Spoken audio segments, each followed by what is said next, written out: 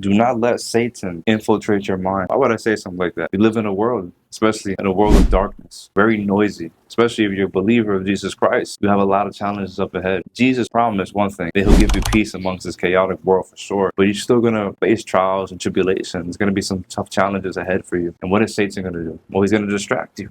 He's going to try to infiltrate your mind secretly. He's not going to do it out and about. He's deceitful. He's cunning. He's evil. He'll try to attack you in ways that he knows what's going to get you mad. He knows what's going to get you to doubt. And he knows what's going to get you sad. It's important to stand firm and rooted in Jesus, based on scripture. We can't go based on our own feelings, nor emotions, nor our thoughts, because God said that we cannot trust all those things because they're unreliable. But Jesus is reliable because he is truth, he never sinned, and he is sufficient. And everything that he said he was going to do, he did. It's pretty easy to get wrapped up in your own thoughts, in misery, doubt, all these things. Satan is using the world to distract you and the things in the world as little pawn pieces to rob you of your inheritance, thanks to the glory of Jesus Christ. Satan is going to try to steal, kill, and destroy you, poke holes at you, overwhelm yourself. Instead of leaning forward towards temptation, towards the evil and wickedness of society, lean back towards on someone who will catch you when you fall. That's always going to be Jesus. Remember, when you read the Gospel of John, why did Judas betray Jesus? Was it because he was born of wickedness? He was just the evil, rotten person? No. It was actually Satan that was in his mind. It says that Satan entered his heart, then he betrayed Jesus. See, Satan's always going to try to fool you, try to persuade you with persuasive words, the words of deceit that are evil, that don't come from a righteous place, but come from a wicked place. I'm a victim to it. Sometimes I overthink. Sometimes I put too much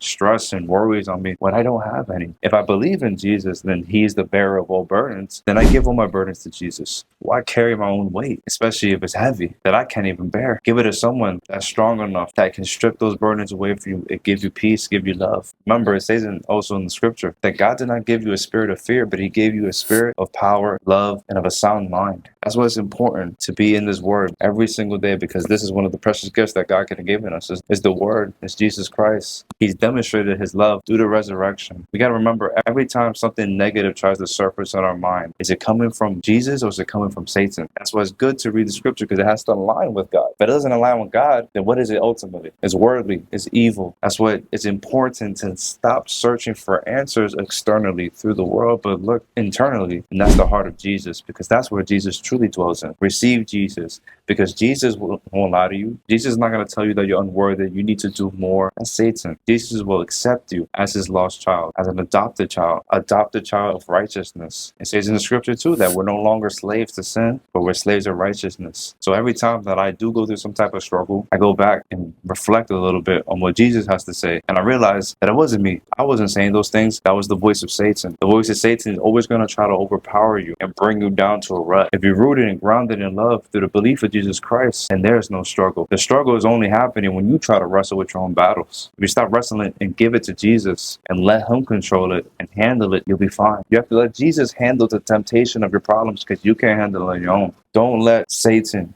rob you of your inheritance. Whatever the world has to offer is a counterfeit of what Jesus has to offer. Jesus is going to give you life. He's going to give you life more abundantly. You're no longer an empty vessel, a vessel of doubt, but you're a filled vessel of light, of life, of righteousness. And it all stems right here, given to you by Jesus Christ. So stop struggling with your own problems.